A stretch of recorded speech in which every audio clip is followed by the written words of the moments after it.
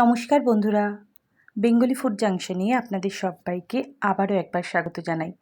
আজকে নিয়ে এসেছি জামাই ষষ্ঠী স্পেশাল আরও একটি রেসিপি, সেটি হলো পটল চিংড়ি। প্রত্যেকের বাড়িতে কম বেশি পটল চিংড়ি এই সময়ে রান্না হয়েই থাকে, আর জামাই ষষ্ঠীর একটি পদ হিসাবে এটি আপনারা ট্রাই করতেই পারেন। আশা করি আমার রেসিপি আজকে আপনাদের ভালো লাগবে। আর ভালো লাগলে কিন্তু একটি লাইক, কমেন্ট ও শেয়ার করতে একদমই ভুলবেন না। আর আমার চ্যানেলে যদি আপনারা আজকে নতুন ভিজিট করেন আর চ্যানেলটি যদি ভালো লেগে থাকে, তাহলে চ্যানেলটি সাবস্ক্রাইব করে পাশে থাকা বেল বাটনটি চাপ দিয়ে দেবেন।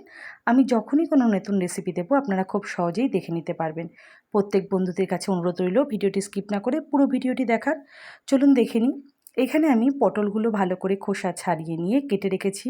নিয়েছি আলু, চিংড়ি মাছ, এর সাথে সাথে অনেক ধরনের মশলা। এখানে নিয়েছি টমেটো বাটা, কাশ্মীর লঙ্কার গুঁড়ো, ধনে গুঁড়ো, এখানে নিয়েছি পোস্ত বাটা, চিনি, লঙ্কা বাটা, এখানে আদা, কাঁচা লঙ্কা, রসুনের পেস্ট, ফোড়নের জন্য গরম মশলা, শুকনো লঙ্কা, তেজপাতা, জিরে বাটা, পেঁয়াজ কুচি। আজকে এই পটল চিংড়ি কিন্তু দুর্দান্ত স্বাদ খেতে হয়েছিল। আপনারা যদি এই পদ্ধতি মেনে রান্না করেন, বাড়ির প্রত্যেকের কিন্তু খুবই ভালো লাগবে।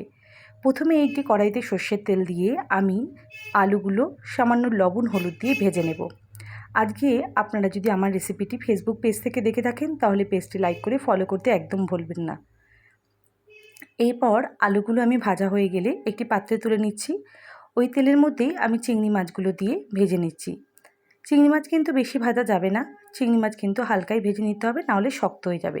আমি সামান্য লবণ ও হলুদ দিয়ে চিংড়ি মাছগুলো ভেজে নিচ্ছি। খুবই পছন্দের একটি রেসিপির মধ্যে পটল চিংড়ি কিন্তু আমরা কম বেশি সবাই খুব খেতেই পছন্দ করি, আর খেতেও কিন্তু বেশ মন্দ লাগে না, খুবই ভালো লাগে। এরপর ওই তেলেই আমি পটলগুলো দিয়ে ভেজে নেব। পটলগুলো আপনারা দেখতেই পাচ্ছেন, আমি কিন্তু পুরো খোসা ছাড়িয়ে নিইনি, একটু একটু গায়ে খোসা রেখে দিয়েছি, তাহলে খেতে বেশি ভালো লাগে আর পটলগুলো চুপসেও যায় না। আমি পটলে সামান্য লবণ হলুদ দিয়ে কিন্তু ভাজিনি, তাহলে কালো হয়ে যায় তেলটি। আমি এমনি পটলটি ভেজে তুলে নিয়েছি। এরপর কড়াইতে আরেকটু সর্ষের তেল দিয়ে আমি এখানে শুকনো লঙ্কা, তেজপাতা, জিরে ও গোটা গরম মশলা ফোড়ন দিয়েছি। তার মধ্যে এলাচ, দারচিনি ও লবঙ্গ ছিল। ফোড়নটি একটু নাড়াচাড়া করে এর মধ্যে কেটে রাখা পেঁয়াজটি দিয়ে দিয়েছি। আপনারা দেখতেই পাচ্ছেন আমি কিন্তু খুব জিরিজিরি করে পেঁয়াজটি কেটে নিয়েছি। পেঁয়াজ দিয়ে ভালো করে নাড়াচাড়া করে নিচ্ছি। এর মধ্যে সামান্য লবণ ও সামান্য হলুদ দিয়ে দিলাম, যাতে পেঁয়াজটি খুব ভালোভাবে নরম হয়ে যায়। এরপর এর মধ্যে আমি আদা, রসুন ও কাঁচা লঙ্কা পেস্ট দিয়ে দিচ্ছি। এখানে আমি আদা রসুন বাটার সময় 3-4টে কাঁচা লঙ্কা দিয়েছি।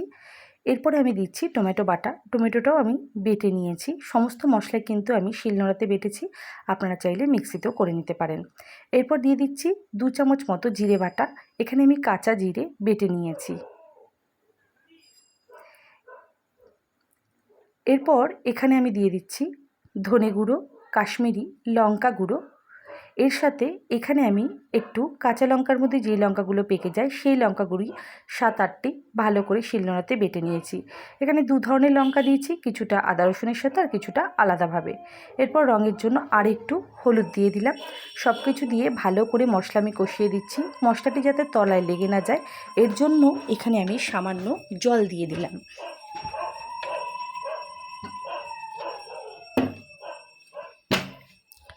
এরপর মশলা আমি ভালো করে কষিয়ে নিচ্ছি। এরপর এখানে আমি 2 চামচ মতো পোস্ত বাটা দিয়ে দিচ্ছি। পটল চিংড়িতে আপনারা যদি এরকমভাবে পোস্ত বাটা দেন, এর সাথে আপনারা কাজু বাটাও দিতে পারেন, তাহলে খেতে কিন্তু বেশি সুস্বাদু হয়। এরপর সমস্ত মশলা আমি ভালো করে কষিয়ে নিচ্ছি। মশলা থেকে তেল ছাড়তে শুরু করে দিলেই এরপরে আমি আমার সমস্ত সবজি যেগুলো আমি ভেজে রেখেছিলাম, আলু, পটল, এগুলো দিয়ে দেব। প্রথমে আমি পটলটা দিয়ে দিচ্ছি। পটল দিয়ে ভালো করে আমি নেড়েচেড়ে নিচ্ছি। পটলের সাথে মশলা কষানোর সময় এখানে আমি সামান্য লবণ ব্যবহার করেছিলাম, যেহেতু পটল ভাজার সময় আমি লবণ দিইনি তাই। এরপর ভেজে রাখা আলু ও চিংড়ি মাছগুলো আমি এর মধ্যে দিয়ে দিলাম। সমস্ত কিছু দিয়ে আমি 1 থেকে 2 মিনিট মতো ভালো করে লো টু মিডিয়াম ফ্লেমে কষিয়ে নিয়েছি।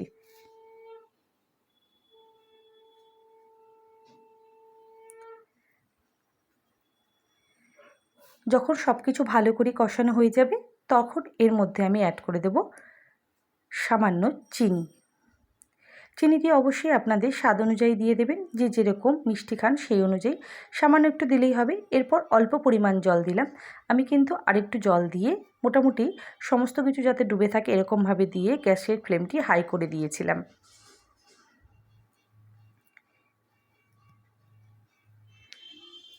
দেখুন সমস্ত কিছু ফুটতে শুরু করে দিয়েছে এবং খুব সুন্দর একটি কালারও এসেছে। সব কিছু ভালোভাবে মিশে গেছে এবং পটল আলু খুব ভালোভাবে নরম হয়ে গেছে এবং ঝোলটিও বেশ গামাখা ভাব হয়ে গেছে।